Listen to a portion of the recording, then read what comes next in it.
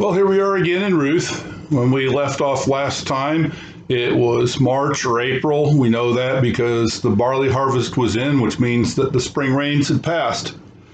We continue then with chapter 2.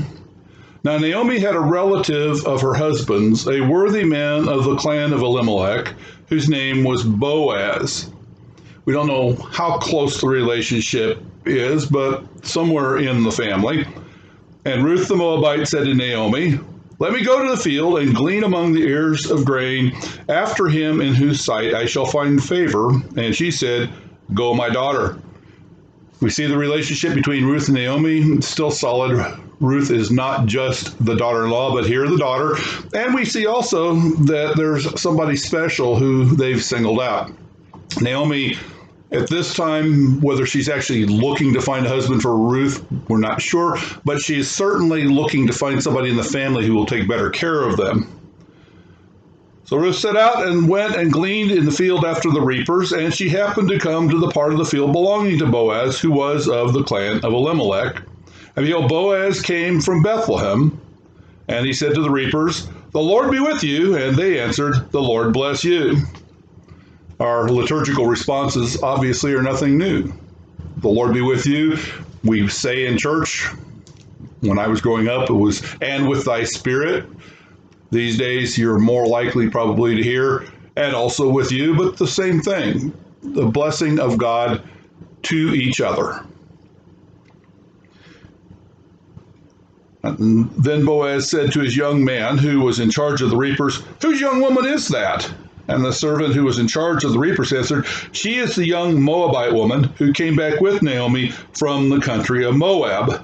She said, "Please let me glean and gather among the sheaves after the reapers." So she came, and she has continued from early morning until now, except for a short rest.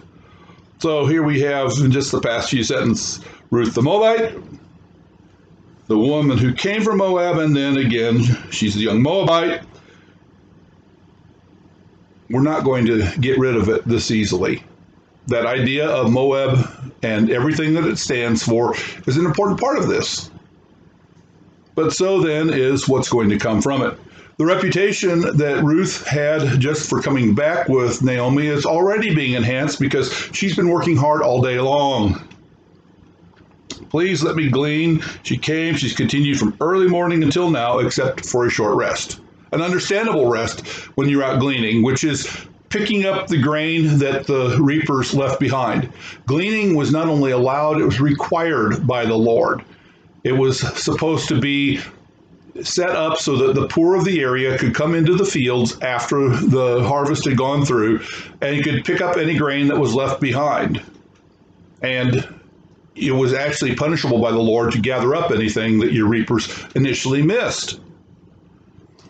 Then Boaz said to Ruth, "Now listen, my daughter, do not go to glean in another field or leave this one, but keep close to my young women. Let your eye be on the field that they are reaping, and go after them. Have I not charged the young men not to touch you? And when you are thirsty, go to the vessels and drink what the young men have drawn." Ruth is not even being treated like a servant here. She doesn't even have to go get her own water. Boaz is saying, what the young men, what my reapers have drawn, is going to be for you also then to drink. And he's saying, go wherever my young women are because it's safe. My young men will not harm you. They will not touch you. They will not do anything untoward for you or at you, to you. Instead, they will follow my command, my lead, and treat you with dignity and with honor. This is well in keeping with what a good man would do, but whether or not Ruth understood it would work this well when she first went out in the field, again, we don't know.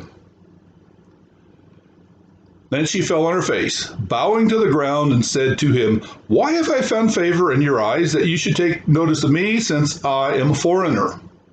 Any Gentile, whether Moabite, Edomite, Ammonite, Egyptian, anyone who's passing through does not have the same stature as someone of Israel. But this doesn't make any difference to Boaz. He takes seriously what the Lord says also about taking care of the sojourners in your midst, of not mistreating them, of opening up with hospitality to anyone who comes calling, unless they give you reason not to. Boaz has an even bigger reason, though, than just being nice to this probably kind of nice-looking young foreign woman. He answered her, "All that you have done for your mother-in-law since the death of your husband has been fully told to me, and how you left your father and mother and your native land and came to a people that you did not know before. The Lord repay you for what you have done, and a full reward be given you by the Lord, the God of Israel, under whose wings you have come to take refuge." There's a beautiful passage. Again, the welcome is extended and goes even farther. Boaz does know the story, or at least a good part of it. Boaz knows how Ruth has been with Naomi every step of the way, how she's been caring for her, how she's leaving home in order to find food, not only for herself, but also for her mother-in-law, how she is a daughter among all daughters. And not only does he say, "You're welcome to do this," or "You're an honorable and honored woman," but he extends the blessing of the Lord, the God of Israel, on this foreign woman, this Gentile woman, this Moabite woman. He is asking his God, his Lord, the God of Abraham, Isaac, and Jacob, the Lord who made the heavens and the earth, to take care of her, to bless her, to preserve her, to extend and expand her family and every good thing about her. The Lord repay you. And it's good that you came to rest under the shadow of his wings. We get pictures of that every once in a while in the scriptures. Most famously, probably with Jesus, when he laments Jerusalem not coming, when he calls them himself or through his prophets, "How I long to gather you under my wings as a mother hen gathers her chicks." The protection of a mother bird over her babies. That's then also here the protection that Israel knows under the Lord, that Boaz knows, and that he wants Ruth also to know and to have. She said, "I have found favor in your eyes, my Lord, for you have comforted me and spoken kindly to your servant, although I am not one of your servants." She doesn't dare go any farther than this, but she at least does a somewhat familiar step by saying, "You blessing me, one of your servants." She's at his service. She is there for him now. But Boaz isn't going to take advantage of that in any wrong ways either. Instead, at mealtime, Boaz said to her, "Come here and eat some bread and dip your morsel in the wine." So she sat beside the reapers, and he passed her roasted grain, and she ate until she was satisfied, and she had some left over. So she comes in and she's not eating out on the fringes. She's not off by herself. She's not that strange foreign woman, that Moabite woman, but she gets to come into whatever inner circle, probably even closer than the other women who are from different families around the area who don't have a lot of income, who are there themselves as paupers, as the poor of that part of Judah, in order to gather for themselves and their families. She gets to come right up where those who are part of Boaz's extended household are eating and drinking, and she gets to be a part of that. The roasted grain and the wine, probably a standard lunch for the workers, whether it was regular wine or some sort of wine vinegar that was used in many cultures as something to quench your thirst in the heat of the day. We're not sure, but whatever it is, it's a lot better than nothing, and it's a lot better than stagnant water that's been sitting around all day long. So she gets the roasted grain, she gets the wine, she gets to sit and rest for a while, and then when she goes out, when she rose to glean, Boaz instructed his young men, saying, "Let her glean even among the sheaves, and do not reproach her. And also pull out some from the bundles for her, and leave it for her to glean, and do not rebuke her." Even if you guys have already gathered it up, drop something back. Even if she's right up there where you're still swinging the sickles and reaching out and grabbing before you even had a chance to swing at the plants in that area, don't say anything to her. Allow it. Let her get as much as she can this day for her and for her mother-in-law. So she gleaned in the field until evening. Then she beat out what she had gleaned, and it was about an ephah of barley, which is somewhere around a 6-gallon measure, maybe 3/5 of a bushel or thereabouts. Doesn't seem like a lot, but it's a lot when you're working manually, picking up individual heads of grain, random stalks that are sitting around. And this is after she had beat it out. This isn't just the stalks. This isn't just the chaff. So she had gone through all of that work as well. This is merely the seed kernels of grain. So it's not a bad take home for one day. She took it up, went to the city. Her mother-in-law saw what she had gleaned. She also brought out and gave her what food she had left over after being satisfied. So whatever of the roasted grain and the wine was left, she didn't snack on it on the way home, but she brought it home for Naomi. And her mother-in-law said to her, "Where did you glean today, and where have you worked? Blessed be the man who took notice of you." So she told her mother-in-law with whom she had worked and said, "The man's name with whom I work today is Boaz." And Naomi said to her daughter-in-law, "May he be blessed by the Lord, whose kindness has not forsaken the living or the dead." The dead, obviously, going back to Naomi's husband and sons who have passed away, and herself then, and Ruth, obviously, the living. The same kind of blessing that is exchanged between Boaz and his workers, and then that Boaz extends to Ruth, now Naomi does toward Boaz. And it's kind of odd because it was already talking earlier about some sort of a connection. So maybe Naomi didn't know everything. Maybe Ruth had put things together and gone out herself to find this kinsman. But however it happens, Naomi's quite pleased with the results. Naomi said then to Ruth, "This man is a close relative of ours, one of our redeemers." I mentioned it last time. There's the idea of a kinsman redeemer, one who would buy back property if it was in danger of leaving the family, because the Lord wanted property to stay with the family, stay in the line of descent.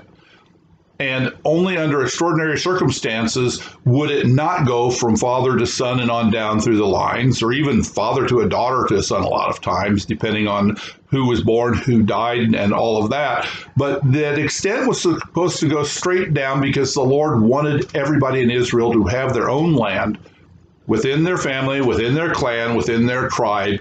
They had their spot. This was tied even to the years of Jubilee, where after a 50-year cycle, any land that was sold actually wasn't sold. It was an extended lease, and it reverted to the family of origin unless there was nobody left in it. So Boaz is one of the redeemers who would take care of this. They said there's also a connection with what they call levirate marriage, the idea of if a brother dies, his brother then will marry the widow in order to preserve his own line. This will connect again later on. Ruth the Moabite, again we have that, said, "Besides, he said to me, you shall keep close to my young men until they have finished all my harvest." And Naomi said to Ruth, her daughter-in-law, "It is good, my daughter, that you go out with his young women, lest in another field you be assaulted." But I can't see that Ruth didn't put it together, but if she hadn't put it together after Boaz said it, now she has it again from Naomi. Even back in those days where we sometimes have some sort of an image of everything being right and nobody misbehaving, there were rapists, there were thieves, there were murderers galore, and it was good that she wasn't in an area where she was going to be assaulted, be in any way physically or emotionally damaged by the actions of somebody else. Naomi acknowledges that their redeemer, their protector, is already protecting them. So Ruth kept close to the young women of Boaz, gleaning until the end of the barley and wheat harvests, and she lived with her mother-in-law. So Ruth, as I said, is a woman of Moab, a Moabite. And just a woman alone might have enough trouble. Now, as a foreigner, she might even be more likely to be set upon by others, but not under the protection of Boaz, not with his workers around. And we see that it didn't stop with the barley harvest, because as soon as the barley is ripe and cut, the wheat is ripening and ready to be cut. So she's going to have more work to do, that she can save up more for the winter, or if she gets an excess, also take it to market and sell it herself so that she can have something besides just grain to tide her and Naomi over during the time when there's no income and no food coming into the household. And she continues to live with her mother-in-law. Now, these first two chapters are a setup in a storytelling sense for the setup that's going to happen as Naomi plots the next steps, and Ruth is a willing participant. These things would have happened as the Lord wanted them to happen, but we see how the Lord uses the thoughts and the desires and the common sense and whatever else of people around him in order to make his purposes shown and known. The Lord wants eventually for Ruth and Boaz to come together, and he's using Naomi's own knowledge of her deceased husband's family, of the law of Israel, so that she can put everything in place. So at the right time, they can hook the fish that they've been baiting for the last little while.